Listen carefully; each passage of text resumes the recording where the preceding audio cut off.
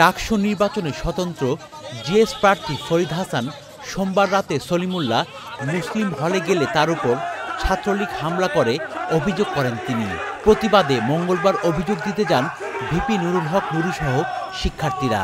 সে সময় তাদের 2 ঘন্টা অবরুদ্ধ করে রাখার অভিযোগ করেন তারা। ফরিদের দাবি, সাধারণ শিক্ষার্থীদের অধিকার আদায়ে সোচ্চার থাকায় তার উপর হামলা হয়েছে। মোটামুটি ছাত্রলীগের যারা ছিল বেশিরভাগই হিট করছে আমাকে। আমার দাবি একটা, আমি বিচার চাই। এর পরবর্তীতে এই নোংরা কাজ যেন আর কখনো কারোর সাথে না হয়। হামলার সময় ছাত্রলীগের নেতাকর্মীরা তাদের উপর ডিম ছোড়ে। মঙ্গলবার সন্ধ্যা থেকে উপাচার্যের বাসভবনের সামনে অবস্থান নেন তারা। দোষীদের বহিষ্কার ও শাস্তির দাবি তাদের। আমরা যখন বের হয়ে আসছিলাম তখন আবার ছাত্রলীগের ছেলেরা পিছন থেকে আমাদের উপরে হামলা করে। আপনারা দেখছেন যে টিম মেরেছে।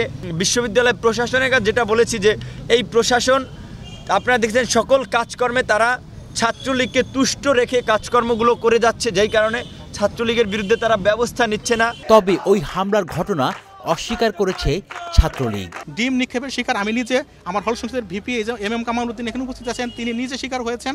একই সাথে আমাদের যিনি অভিভাবক হল প্রাধ্যক্ষ, তিনি কিন্তু সবচেয়ে বেশি আক্রান্ত হয়েছেন। রাত 1টার দিকে আন্দোলনরত শিক্ষার্থীদের সঙ্গে কথা বলতে যান প্রক্টর।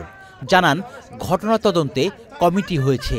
আমরা এই অভিযোগের সততা, যৌক্তিকতা এটি নির্ধারণ করার জন্য কমিটি গঠন করে দিয়েছি।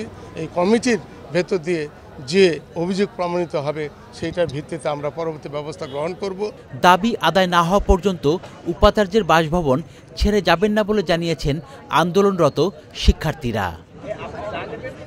Shakir Adnan, channel I, Dhaka.